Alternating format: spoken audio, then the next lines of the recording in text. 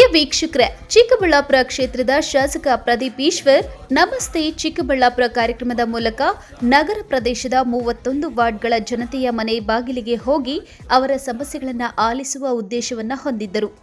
ಅದರಂತೆ ಈಗಾಗಲೇ ಬಹುಪಾಲು ವಾರ್ಡ್ಗಳಿಗೆ ಭೇಟಿ ನೀಡಿ ಅಲ್ಲಿನ ಸಾರ್ವಜನಿಕರ ಸಮಸ್ಯೆಗಳನ್ನು ಕೇಳಿ ಅದಕ್ಕೆ ತಕ್ಕಂತೆ ಸ್ಪಂದಿಸಿ ಮನೆ ಮಾತಾಗಿದ್ದಾರೆ. ಆದರೆ ಗ್ರಾಮದ ಜನರನ್ನು ಸಹ ಇದೇ ರೀತಿಯಲ್ಲಿ ಭೇಟಿಯಾಗಬೇಕೆಂಬ ಉದ್ದೇಶದಿಂದ ನಮ್ಮ ಊರಿಗೆ ನಮ್ಮ ಶಾಸಕರು ಎಂಬ ಕಾರ್ಯಕ್ರಮಕ್ಕೆ ಮುನ್ನುಡಿ ಬರೆದರು. ತಾಲೂಕು ಆಡಳಿತ ವರ್ಗದ ಅಧಿಕಾರಿಗಳನ್ನು ಗ್ರಾಮ ಪಂಚಾಯಿತಿಗೆ ಕರೆದೊಯ್ದು ಚಾಪೆ ಮೇಲೆ ಕೂರಿಸಿಕೊಂಡು ಗ್ರಾಮಸ್ಥರ ಸಮಸ್ಯೆಗಳನ್ನು ಆಲಿಸುವ ಮೂಲಕ ಗ್ರಾಮಸ್ಥರ ಮೆಚ್ಚುಗೆಗೆ ಪಾತ್ರರಾಗಿದ್ದರು. ಅಲ್ಲದೆ ಇಡೀ ರಾಜ್ಯದಲ್ಲಿ ಸದ್ದು ಮಾಡಿದರು.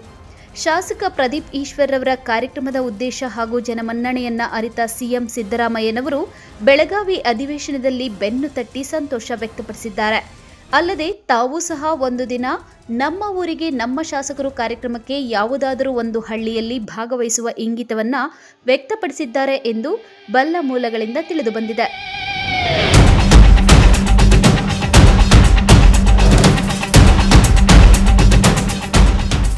ಇನ್ನು ಶಾಸಕ ಪ್ರದೀಪ್ ಈಶ್ವರ್ 1 ರಿಂದ 10ನೇ ತರಗತಿಯಲ್ಲಿ ಓದುತ್ತಿರುವ ಸರ್ಕಾರಿ ಮತ್ತು ಅರೆ ಸರ್ಕಾರಿ ಶಾಲೆಗಳ ಸುಮಾರು 20,000 ಬಡ ವಿದ್ಯಾರ್ಥಿಗಳಿಗೆ ಹೊಸ ಬಟ್ಟೆಗಳನ್ನು ವಿತರಿಸಿದ್ದಾರೆ.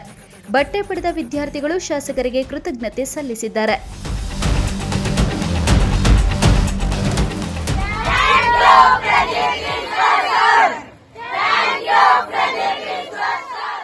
ಒಟ್ನಲ್ಲಿ ಒಬ್ಬ powerful young and energetic dynamic ಶಾಸಕನಾಗಿ ಹೊರಹೊಮ್ಮುತ್ತಿರುವ ಶಾಸಕ ಪ್ರದೀಪ್ ಈಶ್ವರ್ ಅವರು ಕ್ಷೇತ್ರದ ಪ್ರಗತಿಗಾಗಿ ಬೆಳಗಾವಿ ಸದನದಲ್ಲಿ ಯಾವ ರೀತಿ ಅಬ್ಬರಿಸಲಿದ್ದಾರೆ ಎಂಬುದು ಇದೀಗ ಕ್ಷೇತ್ರದ ಜನರಲ್ಲಿ ಭಾರೀ ಕುತೂಹಲ ಮೂಡಿಸಿದೆ.